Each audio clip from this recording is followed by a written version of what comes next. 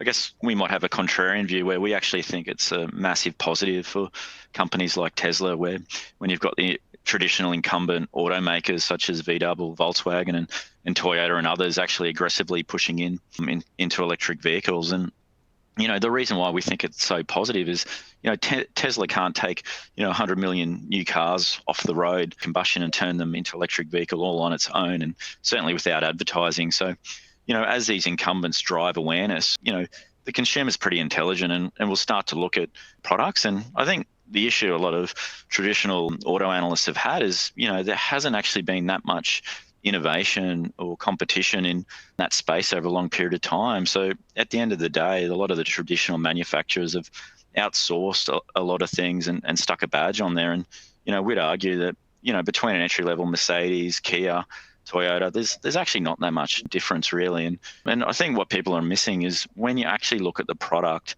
that Tesla offers, it's an absolute game-changing experience. And so whether it's instant acceleration, whether it's autonomy that's coming, whether it's the software, and whether it's instant acceleration, whether it's the safety, you can go on. And the traditional companies aren't even close. And Tesla take that one lever they've got, which is price, away from them over the coming years as well. So, when we think about the competition, we want to invest in the future, not the past. And a lot of those businesses are really at risk, quite frankly, going to zero over a long period of time. So we're very positive about the moves that they're making to promote Tesla's business.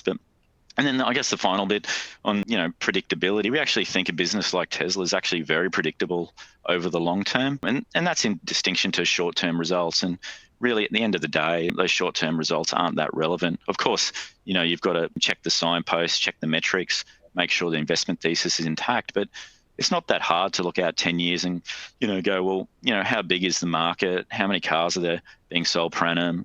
What do the market leaders usually sell, and how do you transition that? And if we're right and Tesla becomes the market leader, well, it's going to sell 10 million cars per annum in 10 years' time.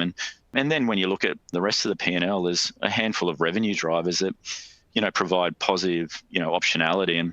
And whether that's full self-driving, whether that's autonomy, whether that's energy, whether that's storage, whether that's insurance, you can go on and on. But our learnings over time is the best businesses, the most innovative businesses, your intrinsic value is actually a way too conservative, not too aggressive. And we'd bet if we come back here in 10 years' time that we've probably been too conservative on what Tesla can achieve, if anything.